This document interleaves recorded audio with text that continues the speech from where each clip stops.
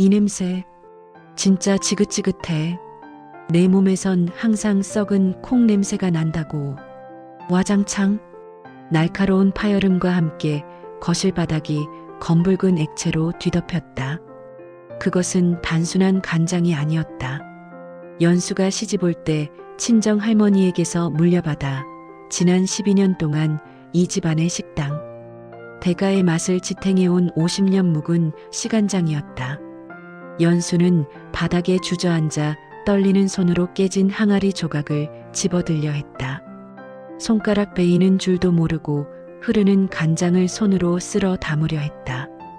여보, 이게 어떤 건지 알잖아. 당신 어머니가 식당 살려달라고 빌었을 때 내가 훔쳐오다시피 가져온 거야. 이걸 깨면 어떡해. 남편 민석은 경멸 어린 눈으로 연수를 내려다보았다. 그는 말끔한 이탈리아산 정장을 입고 있었다. 연수가 새벽 4시부터 육수를 끓이고 500인분의 갈비찜을 재우는 동안 그는 가게 카운터에 앉아 손님들에게 사장님 소리를 들으며 관리한 그 품이었다. 그러니까 나가라고. 이제 우리 대가는 프랜차이즈야. 대기업에서 투자를 받았다고. 내가 쭈그리고 앉아서 매주 띄우고 간장 다리는 시대는 끝났어. 공장에서 대량 생산된 소스로도 충분히 맛이 나는데 언제까지 구질구질하게 굴 거야? 민석의 뒤로 시어머니 영자가 팔짱을 끼고 나타났다. 12년 전 빚더미에 앉은 식당을 살려달라며 연수의 손을 잡고 울던 그 여자는 이제 없었다. 목과 손가락에 굵은 금붙이를 휘감은 탐욕스러운 노파만이 서 있었다. 연수야, 위자료는 섭섭지 않게 넣었다. 애초에 내가 빈손으로 시집와서 이만큼 살았으면 호강한 거지. 그리고 레시피 노트는 두고 가라. 그거 우리 집안 재산인 거 알지? 연수는 기가 찼다. 레시피 노트. 그건 연수의 머릿속과 손끝 감각을 기록한 연수만의 것이었다. 어머니, 제가 이 식당 어떻게 살렸는지 아시잖아요. 주방 이모들도 다 도망갔을 때 저 혼자 만삭의 몸으로 불 앞에서 시끄럽다. 누가 칼 들고 협박했니? 내가 좋아서 한 거잖아. 영자가 소리를 빽 질렀다. 그때 현관문이 열리며 낯선 여자가 들어왔다. 젊고 세련된 화장품 냄새가 짙게 풍기는 여자였다. 그녀는 민석의 팔에 자연스럽게 매달렸다. 오빠, 아직 정리 안 됐어? 아버지가 투자 계약서 도장 찍으러 오신다는데 분위기가 왜 이래? 민석은 연수를 보던 싸늘한 눈빛을 거두고 여자에게 사르르 녹는 미소를 보였다. 금방 끝나, 지은아. 헌옷 수거함에 넣을 것들이 좀 있어서. 헌옷. 연수는 바닥에 쏟아진 시간장 위로 눈물을 뚝뚝 흘렸다. 12년의 헌신이 짓무른 손가락이 닳아버린 무릎 연골이 고작 헌옷 취급을 받고 있었다. 연수는 비틀거리며 일어났다. 간장으로 얼룩진 앞치마를 벗어 바닥에 던졌다. 그래요. 나갈게요. 그런데 하나만 명심해. 연수의 눈빛이 달라져 있었다. 물기 어린 눈망울 속에서 서늘한 불꽃이 일었다. 이 간장 냄새나고 구질구질하다고 했지? 근데 그거 알아? 당신들이 자랑하는 그 대가의 깊은 맛 전부 이 냄새나는 곰팡이에서 나온다는 거. 내 손맛은 훔칠 수 있어도 내 기다림은 절대 훔칠 수 없을 거야. 연수는 뒤도 돌아보지 않고 쏟아지는 빗속으로 걸어나갔다. 가진 것은 낡은 가방 하나와 가슴속에 품은 숫덩이 같은 분노뿐이었다. 갈 곳이 없었다. 친정은 이미 오래전에 사라졌고 친구들은 12년의 시집살이 동안 모두 끊어졌다. 연수는 서울 변두리 재개발을 앞둔 낡은 상가 건물의 한켠 월세 30만 원짜리 단칸방을 구했다. 주방이랄 것도 없는 좁은 싱크대 앞에 섰다. 손이 떨렸다. 요리를 하려고 칼을 쥐면 민석의 비웃음과 시어머니의 독설이 환청처럼 들려왔다. 내가 나가서 뭘 하겠어? 평생 주방 구석에 처박혀 있던 년이 우울증이 깊어질 무렵 연수의 방문을 두드리는 사람이 있었다. 20대 초반의 청년 강우였다. 그는 대가에서 아르바이트를 하던 주방 보조였다. 누님, 저 여기서 일하려고 도망쳐 나왔어요. 강우는 해맑게 웃으며 커다란 배낭을 내려놓았다. 강우야, 여긴 왜 왔어? 거기 있으면 월급도 잘 나올 텐데. 에이, 누님 없는 주방이 무슨 주방이에요? 사장님이랑 할머니가 공장제 소스 들이붓는 거 보고 토할 뻔했다니까요. 저 누님한테 진짜 요리 배우고 싶어요. 월급 안 줘도 돼요. 밥만 먹여주세요. 강우가 내밀어준 건 밥이 아니라 희망이었다. 연수는 강우가 가져온 짐 속에서 익숙한 물건을 발견했다. 대가의 쓰레기장에 버려져 있던 연수가 쓰던 낡은 뚝배기들이었다. 이거 버렸어? 네. 새 그릇 산다고 싹 다 버렸어요. 미친 거죠. 이게 얼마나 잘 길든 뚝배기인데. 연수는 그을리고 이가 빠진 뚝배기를 어루만졌다. 12년 동안 자신의 눈물과 땀을 받아내며 음식을 끓여낸 그릇들. 그래, 다시 해보자. 화려하지 않아도 돼. 진짜 밥을 짓자. 연수는 재개발 지역의 텅 빈 상가 1층, 보증금도 없는 귀신 나올 것 같은 점포를 빌렸다. 간판도 없었다. 메뉴는 단 하나, 시래기 된장국과 보리밥. 매일 새벽 시장에서 가장 못생겼지만 맛이 꽉 찬 시래기를 주워왔다. 깨진 항아리 대신 플라스틱 통에 담아왔던 옷에 묻어 남아있던 시간장 효모를 배양해 다시 장을 담갔다. 가게 이름은 밥집으로 정했다. 한편 민석의 대가는 승승장구하는 듯했다. 대기업 자본이 들어오자 건물을 리모델링했고 방송국 PD들을 매수해 전통의 맛을 현대화한 기업으로 포장했다. 민석의 새 아내 지은은 방송에 나와 연수의 레시피를 마치 자신의 것인 양 떠들었다. 이 육수의 비법은요, 며느리인 저만 아는 시크릿이에요. 호호. 화면 속 그녀는 손에 물 한 방울 안 묻힌 고운 손으로 국자를 적고 있었다. 민석은 옆에서 흐뭇하게 웃었다. 역시 내 안목이 틀리지 않았어. 식당은 이제 이미지야. 연수 그 여자가 있을 땐 칙칙해서 손님들이 싫어했거든. 하지만 문제는 주방에서부터 터져나오고 있었다. 사장님, 본사에서 내려온 소스 맛이 지난주랑 다릅니다. 손님들이 짜다고 난리예요. 주방장이 소리쳤다. 아니, 그냥 물 타서 내보내. 조미료 좀 더 치고. 그 혀둔한 인간들이 뭘 안다고 그래. 민석은 짜증을 냈다. 연수가 떠난 지 3개월. 단골들의 발길이 뚝 끊겼다. 이 맛이 아닌데. 예전 그 깊은 맛이 없어. 주인이 바뀌었나? 국물에서 쇠맛이 나. 하지만 민석은 개의치 않았다. 어차피 뜨내기 관광객들과 블로그 마케팅으로 오는 젊은 층만 잡으면 된다고 생각했다. 그는 더 큰 야망을 품고 있었다.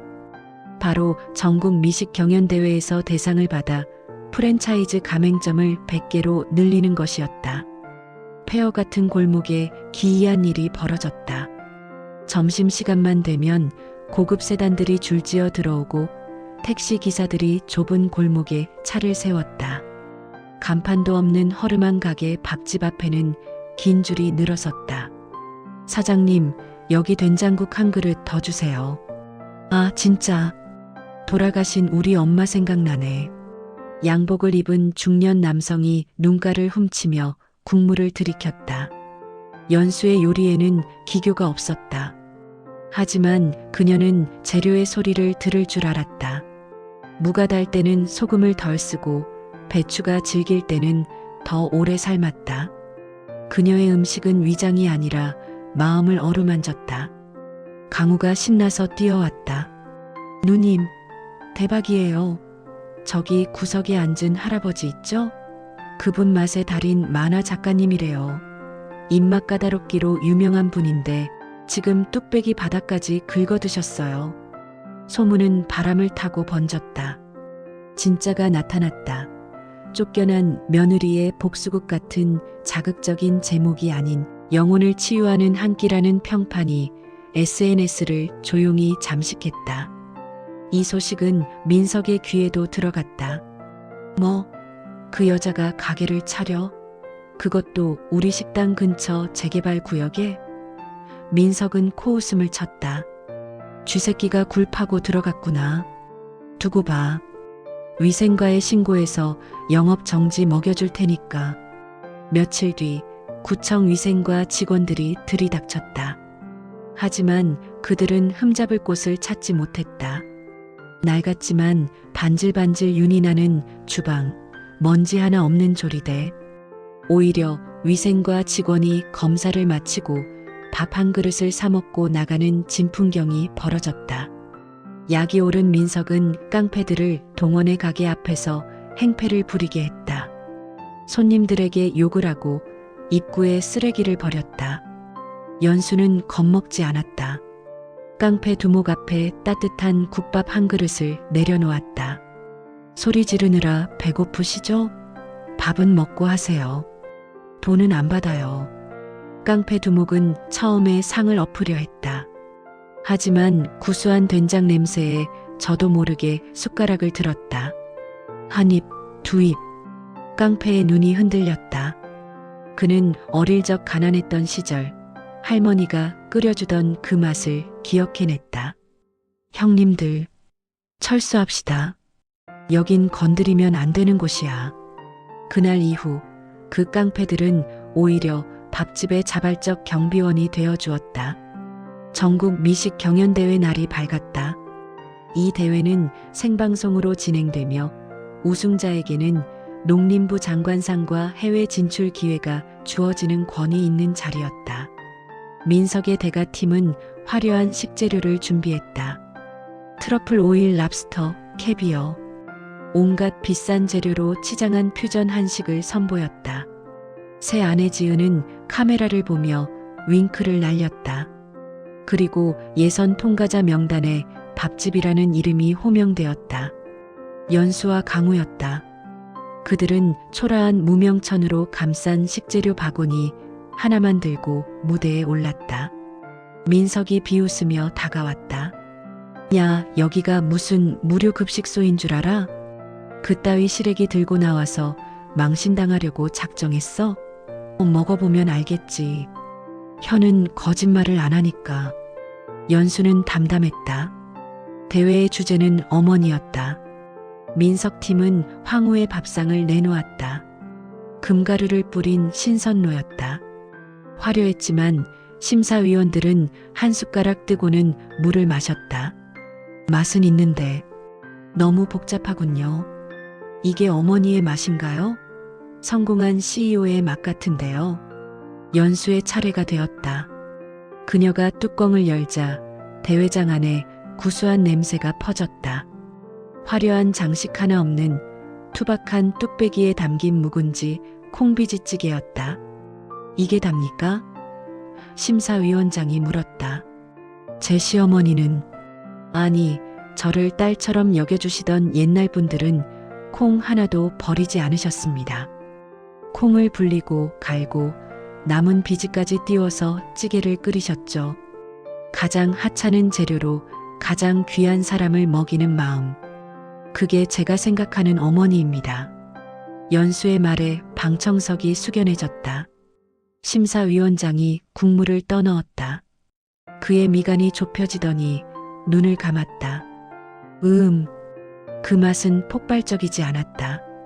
하지만 혀끝을 타고 내려가 가슴속 깊은 곳을 울렸다. 짭조름하면서도 고소하고 뜨거우면서도 시원한 맛. 그것은 위로였다. 이 콩비지, 콩을 직접 갈았군요. 그리고 이 김치, 묵은지인데 군내가 하나도 안 나요. 어떻게 한 겁니까? 연수가 민석을 똑바로 쳐다보며 말했다. 12년 동안 매일 새벽 항아리를 닦았습니다.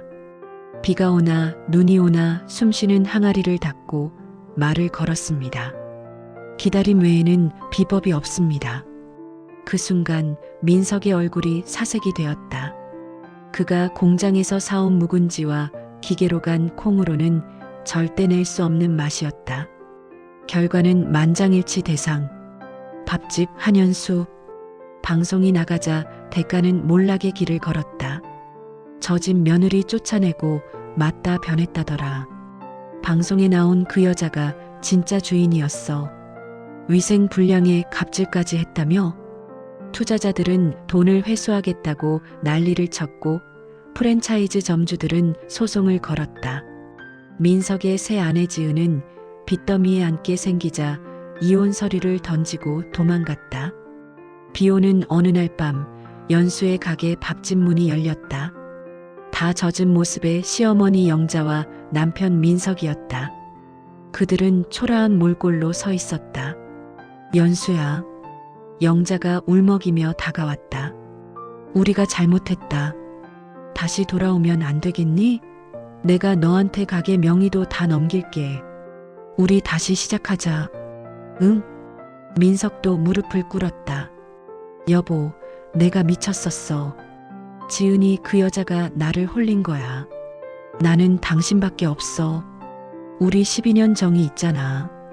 강우가 국자를 들고 나서려 했지만 연수가 손을 들어 제지했다. 연수는 주방에서 따뜻한 국밥 2그릇을 쟁반에 담아왔다. 그리고 그들 앞 테이블에 내려놓았다. 드세요. 영자와 민석은 허겁지겁 숟가락을 들었다. 며칠을 굶은 사람들처럼 국밥을 퍼넣었다. 눈물과 콧물이 범벅이 되어 그릇에 떨어졌다. 그래, 이 맛이야. 연수야, 역시 내가 최고다. 집에 가면 갈비찜부터 하자. 응? 연수는 그들이 바닥까지 싹싹 비우는 것을 지켜보았다. 그리고 빈 그릇을 치우며 차갑게 하지만 단호하게 말했다. 맛있게 드셨으면 나가주세요. 영자가 숟가락을 떨어뜨렸다. 뭐라고? 이 국밥값은 안 받을게요. 그동안 저 걷어주신 값이라고 치죠. 하지만 저는 이제 대가의 며느리가 아니에요. 저는 밥집 사장 한연수입니다. 연수야, 내가 어떻게 이럴 수 있어. 가족이잖아. 민석이 매달렸다. 연수는 카운터 뒤에 걸린 자신의 이름이 적힌 사업자 등록증을 바라보았다. 가족? 가족은 냄새난다고 쫓아내지 않아요. 가족은 12년의 헌신을 헌 옷 취급하지 않아요. 당신들이 그리워하는 건 내가 아니라 내 노동력과 내 돈벌이 능력이잖아요. 연수는 문을 활짝 열었다. 비가 그치고 밤 공기가 신선했다. 더 이상 내 인생을 당신들의 실패를 덮는 데 쓰지 않을 거예요. 다시는 찾아오지 마세요. 경찰 부르기 전에. 두 사람은 연수의 서슬 퍼런 기세에 눌려 뒷걸음질 쳤다. 그들이 쫓겨나듯 나간 뒤 연수는 가게 문을 잠그고 영업 종료 팻말을 걸었다. 누님 괜찮으세요? 강우가 조심스럽게 물었다. 연수는 활짝 웃었다. 12년 만에 처음으로 짓는 그늘 하나 없는 진짜 웃음이었다. 강우야, 내일은 날씨가 좋대. 장독대 뚜껑 열어서 볕 좀 쬐야겠다. 3년 뒤 밥집은 더 이상 허름한 가게가 아니었다. 연순의 밥상이라는 이름으로 번듯한 건물을 올렸다. 하지만 연수는 여전히 새벽 4시에 일어나 장독대를 닦는다. 그녀의 식당은 미슐랭 가이드에 소개되었지만 연수는 별 같은 건 신경 쓰지 않는다. 그녀에게 가장 큰 별은 따뜻한 밥 한 그릇에 위로받고 돌아가는 손님들의 눈빛이기 때문이다. 민석과 영자는 작은 고시원에서 살며 일용직을 전전한다는 소문이 들려왔다. 가끔 식당 근처를 기웃거린다는 얘기도 있었지만 연수는 쳐다보지도 않았다. 오늘도 연수는 쌀을 씻는다. 뽀얀 쌀뜨물 속에서 그녀의 손이 춤을 춘다. 이제 그 손은 맵고 아픈 시집살이의 상처가 아니라 누군가를 살리는 생명의 손이 되었다. 어서 오세요. 밥 드셨어요? 연수의 목소리가 식당 안에 경쾌하게 울려 퍼졌다. 그것은 세상에서 가장 맛있는 인사였다. 오늘 이야기는 어떠셨나요? 마음에 울림이 있으셨다면 구독과 좋아요를 눌러주세요. 더욱 감동적인 사연으로 찾아뵙겠습니다.